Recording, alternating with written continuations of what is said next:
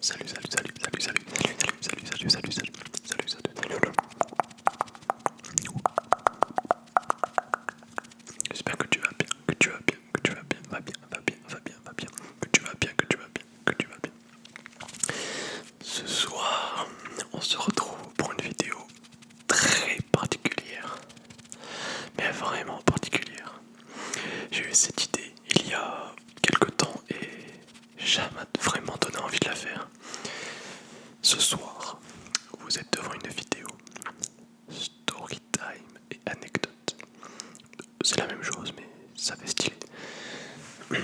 Je vais vous raconter deux, pas une, mais deux anecdotes deux anecdotes dont je fais partie exclusivement. Et elles sont, à vrai dire, assez incroyables. Je dis pas ça pour que vous restiez forcément, mais la première, elle est déjà là. Mais la deuxième, jamais de votre vie, vous n'aurez entendu une anecdote comme celle-là. Je vous promets, ça n'est arrivé à personne que je connais et à personne dans la vie, je crois. Mais avant de commencer, n'hésitez pas à mettre un petit like et à vous abonner, ça fait toujours plaisir et ça m'encourage. Merci beaucoup. J'ai aussi décidé de faire cette série car je préfère un peu les vidéos où on est posé, où on discute, etc. Enfin, où je discute et je vous raconte un peu ce que je pense, ce qui se passe, etc. Alors installez-vous. Prenez, je pense, de quoi manger, de quoi boire parce que ça va être croustillant. Alors moi, ça va me faire remonter des petits souvenirs. Mais vous allez vraiment kiffer, je pense. Et c'est parti. Alors posez-vous, installez-vous et on y va. La première anecdote, la story time. J'étais plus petit, donc je pense que je devais avoir 5 ans à peu près. Peut-être un peu moins, peut-être un peu plus. Enfin, je marchais déjà. Et avant, à l'époque, avec mes parents, on avait l'habitude de partir dans le sud de la France. Bien qu'on habite au nord, on allait tout le temps au sud en voiture, etc. Donc, on prend la voiture, on roule, patati patata. Et on arrive, je crois que c'était, je sais plus, mais peut-être à côté de Monaco, j'en sais rien du tout, bref. C'était un endroit près de la mer, de l'océan, de la mer. Et on marchait un peu sur les côtes, ok, près du port, etc. Et c'était un jour où il faisait beau, mais il pleuvait aussi un petit peu. Donc on avait pris les kawaii, etc. Et moi j'ai 2 sœurs, et je crois que la plus petite n'était pas encore née. Et la grande avait 10 ans si j'avais 5 ans, parce qu'on a 5 ans d'écart. Et donc, on commence à marcher tranquille. Donc on voit les paysages, on voit le paysage, on voit les bâtiments, on voit les buildings, enfin tout ça. Je sais vraiment plus dans quel coin c'est. Et on voit que le jour-là, il y a quand même beaucoup de vagues. Hein. Il y a une tonne de vagues. Donc il y a beaucoup de vent aussi. Donc on est prudent. Et on reste un peu éloigné des vagues, éloigné de la plage. Mais il y a des endroits avec des sortes de... Je sais plus comment c'est le nom. Où ça s'arrête net. Pas des ravins, mais des falaises. Je sais. Vraiment, j'ai plus les mots là. Je suis fatigué. J'ai plus les mots en tête. Et souvent, il y a des genres de passages près de certains monts, près de certaines roches, une sorte de pont qui était construit par-dessus, pas la mer, mais par-dessus les vagues, avec plein de roches devant un peu pointues, qui fait un peu naufrage. Quand il y a des bateaux, un peu comme dans les jeux, où on voit les bateaux qui s'écrasent contre le récif. Et là, il y avait beaucoup de roches pointilleuses, etc. C'est un peu dur de vous mettre en situation, mais ça remonte tellement longtemps et j'ai pas trop tous les souvenirs en tête. Mais donc j'étais sur une sorte de pont un peu fermé, un peu protégé. Et quand on allait voir de l'autre côté du pont, donc avec une barrière contre nous, on voyait donc les roches avec les vagues, etc. Et moi, franchement, quand j'étais petit, j'étais en mode, j'avais les yeux carqués, je faisais waouh, c'est vraiment génial. Voilà, quand on est petit, tout est incroyable, tout.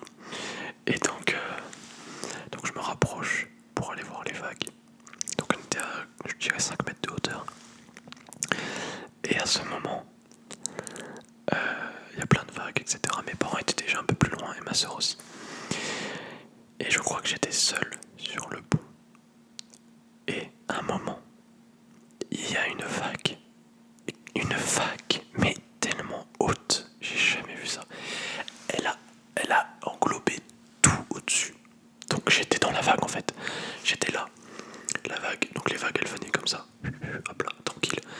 Et là, il y a une vague qui vient, mais énorme. Elle vient, bah, hop, elle vient 1000 fois au-dessus de moi quoi. Et la puissance de la vague. Alors je veux bien que je sois petit quand même, mais la vague m'a propulsé contre le mur. Donc j'étais quand même il y avait quoi, 3 mètres de distance. Elle m'a propulsé contre le mur. Alors excusez-moi si je parle un peu fort, je vais parler plus lentement et moins fort. La vague m'a propulsé contre le mur. Et vous saviez les retours de vague souvent. Et là, c'était tellement fort et puissant que la vague m'a complètement fait percuter l'autre côté du pont où je regardais de base, donc à ça de l'océan et de la mer. J'ai failli tout simplement passer par-dessus bord et mourir sur des rochers pointus et dans l'océan parce que jamais de la vie je serais revenu en vie. Donc une vague a failli me tuer, moi tout petit. J'ai eu la peur de ma vie parce que j'étais à 2 doigts de mourir noyé. Génial. Alors qu'à la base je venais pour les vacances. Et quand je reparle ça me fait rire avec ma famille aussi, etc. Mais vraiment, mes parents ont eu super peur. Moi aussi d'ailleurs. Mais maintenant quand on parle c'est trop drôle, c'est vraiment trop marrant. Mais purée sur le coup, j'étais vraiment pas bien. Si je peux me souvenir, mais la vague était d'une puissance. Souvent on dit les gens faites attention aux vagues, etc. C'est puissant, l'océan c'est traître. C'est vrai, c'est totalement vrai. Parce que j'ai failli mourir ce jour-là en fait à cause d'une putain de vague. Mais ça a été, j'ai fini complètement trempé. Ça, de toute façon, logique, hein, l'eau ça mouille. Et mes parents ils sont venus en mode waouh, qu'est-ce qui se passe? Oh, bah moi je pleure. Je suis petit, je pleure. Et j'étais mouillé, je fais il y a une vague, patati patata, bon bref. Et c'était drôle quand on y repense, mais maintenant j'ai pas été traumatisé par les vagues ou par l'eau. Mais les ponts, je les vois plus de la même façon, c'est sûr. Et voilà, donc ça c'était la première anecdote. Et la deuxième, elle est, comment dire, j'ai voulu la mettre dans ma première vidéo Storytime parce que si vous êtes encore là, vous avez bien fait de rester parce que la deuxième, je pense que vous n'en croirez pas vos oreilles, vraiment tout simplement. C'est improbable que vous ayez entendu ça quelque part. Ça va être un peu long, mais vous verrez que ça va passer très vite. Je vais vous situer un peu le contexte. Parfois, je dirais pas chaque année, aussi chaque année, avec ma famille, on part en vacances de ski. Ok, jusque là, voilà. On prépare toutes les affaires, etc. Moi, la veille, je vais avec mon père préparer les skis, les combines, les chaussures de ski, les bâtons, les casques, les lunettes, etc. Et on les met dans le coffre de toit. Donc normal, coffre de toit, je sais pas combien de litres, on le met sur la voiture, on met tout dedans, on prépare, on ferme le coffre, à clé, etc. Tout va bien. On dort, on part le lendemain matin. Et donc on charge tout le monde, on ferme tout, la voiture, on part, etc. Et cette année on devait partir en Suisse ou en Autriche, je sais plus. Donc on avait à peu près 8 ou 9 heures de route. Et le jour là il y avait pas mal de vent. Mais vous savez, plus vous allez vite, plus le vent est puissant. Voilà, si vous bougez pas, il peut y avoir du vent. Mais si vous allez vite aussi, le vent est plus fort. Et ce jour-là, on commence à rouler. Donc normal, on roule tranquille. Mon père roule, nous on joue à la DS. Alors c'était pas non plus hier, hein, mais c'était il y a quoi? Il y a 5 ans je crois. Donc on roule et on passe par les autoroutes allemandes. Le GPS nous est passé par là et je crois que c'était là où on avait le moins de bouchons, etc. Du coup on passe par les autoroutes allemandes. Et on roule, donc les autoroutes allemandes, il n'y a pas de limitation. On devait rouler à 150, quelque chose comme ça, donc ça allait. Contrairement à des gens qui roulent à 290. j'ai rien contre eux, mais les gars, voilà. Donc on roule, on s'arrête sur une aire d'autoroute, on fait le plein, on fait pipi, on va aux toilettes, on mange, on achète, on boit, bref, on boit le café, on est content. On remonte dans la voiture et on repart. Moi je rigole parce que vous savez pas du tout croire ce qui va se passer. On roule et moi j'étais un peu en train de somnoler avec ma tête, j'étais fatigué, je dormais. Et mon père, je le voyais à un moment où j'ai les yeux bien ouverts, hein, grands ouverts.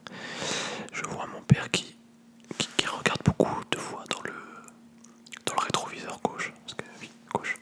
Et je le vois qu'il insiste beaucoup, beaucoup, beaucoup, beaucoup.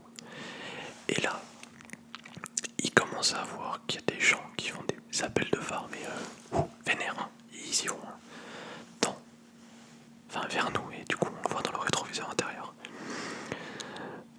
Et là, mon père, il nous réveille tous, il fait oh bordel, le coffre de toit s'est ouvert, toutes les affaires sont sur l'autoroute, c'est la merde. À 150 à l'heure, sur une autoroute allemande, avec 10 000 personnes qui roulent, avec le coffre de toit complètement ouvert et toutes les affaires sur l'autoroute. Et je crois que ça faisait 2 minutes presque. Alors qu'est-ce qui se passe? Bien, tellement des inconscients qu'on est, on s'arrête à droite, ce qui est ultra dangereux parce que si on n'est pas derrière la barrière, et ciao quoi. Mais non, on s'arrête. Mon père essaie de refermer le coffre, il y a tellement de vent que c'est impossible de le fermer. Et là, je sors avec ma soeur et il nous fait les gars, il faut récupérer les affaires, c'est parti. Je suis conscient que c'est totalement... C'est stupide, on ne fait pas ça, ne faites pas ça, il ne faut pas faire ça. Mais on l'a fait. Du coup, c'était l'après-midi. On se met à droite sur l'autoroute, on sort et on court sur l'autoroute avec des voitures à 150. Et on ramasse les affaires une à une. Les casques, les lunettes, il y avait les voitures qui passaient entre nous, les voitures qui s'arrêtaient, c'est ultra dangereux, c'est vraiment ultra dangereux. On a été totalement con de faire ça, mais les voitures elles passent à droite, à gauche, les camions qui nous frôlent, les voitures qui nous font des appels, qui klaxonnent. Je crois qu'il y en a même, ils se prenaient des casques sur les voitures, je t'en mode mais qu'est-ce qui se passe, c'est pas possible. On essaie de récupérer les compis, on a tout récupéré. Alors qu'on est passé à ça, mais même pas à ça, on devait en fait se faire percuter par une voiture sur une autoroute allemande, c'est encore pire, les gens vont encore plus vite. Et on récupère les affaires une à une, et il y a un vent pas possible, il fait froid, il fait de faire pas moins 8000, mais c'est presque proche, en tout cas aux alentours de 0 degré. Et on court sur l'autoroute, on ramasse tous les gants, les bonnets, les casques, les compis, les chaussures. Et on a tout ramassé à la main. Et tout le monde s'en est sorti. Et je sais même pas comment c'est possible. Honnêtement.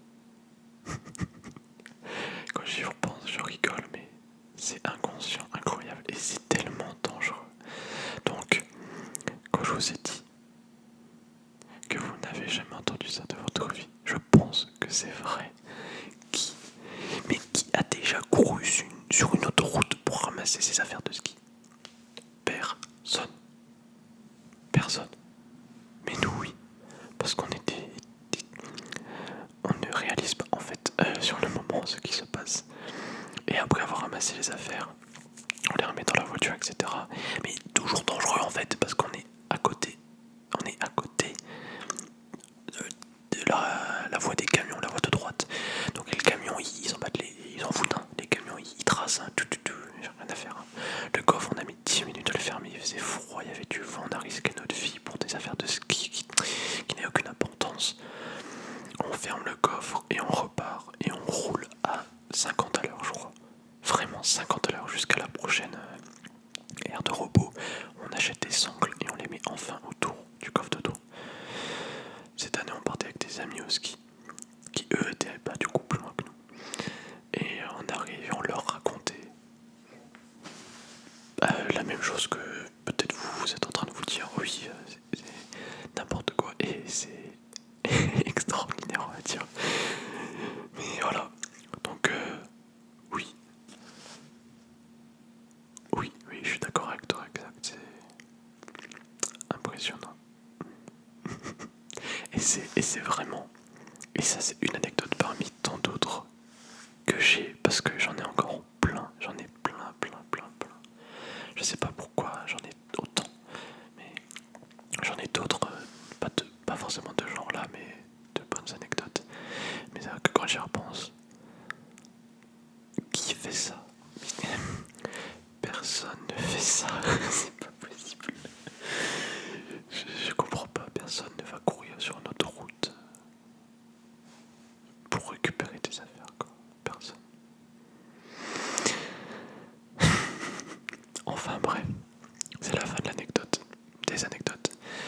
Si ça vous a plu, et là attention, si ça vous a plu, et si je vois que la vidéo a plu à beaucoup de monde, et pour voir que ça a plu, je veux que vous likiez la vidéo à fond. Comme ça, si vous aimez et si ça vous a plu, je referai une partie 2 avec plaisir, avec d'autres anecdotes. Parce que c'est trop bien les anecdotes et j'aime beaucoup les raconter. Et si en plus je peux vous détendre et vous raconter des anecdotes, c'est parfait. Franchement, c'est le kiff. Donc si ça vous a plu, franchement, likez la vidéo. Et il y aura une partie 2 si ça a plu à beaucoup de monde. Il n'y a aucun souci, je la ferai avec grand plaisir. J'espère que j'ai réussi à te détendre, mais aussi à, à- attirer ton attention et que tu sois resté jusqu'au bout. Ça me ferait vraiment plaisir. N'hésite pas à me le dire dans les commentaires ce que t'en as pensé aussi. Je te souhaite une bonne nuit. Ça fait encore rire parce que j'en pense encore à tout ça et je me dis mais comment comment tu peux, genre c'est pas possible, c'est pas possible, c'est pas possible, non c'est pas possible. Personne fait ça. C'est pas possible. J'espère que j'ai réussi à vous distraire pendant votre petite pause que vous méritez. C'était une petite séance ASMR mais un peu particulière, un peu atypique. Mais les story time, c'est ce que j'aime aussi par-dessus tout. Écouter des petites histoires comme ça, en chuchotement, ça fait plaisir. Et en raconter par la même occasion. Donc, je te dis à très bientôt dans une prochaine vidéo. Prends soin de toi jusque là. Bonne nuit, faites beaux rêves. N'hésite pas à aimer. Ça fait 1000 fois que je le dis. Je sais, excusez-moi, je suis un forceur. Je te souhaite une agréable nuit. Faites beaux rêves. À dans une prochaine vidéo.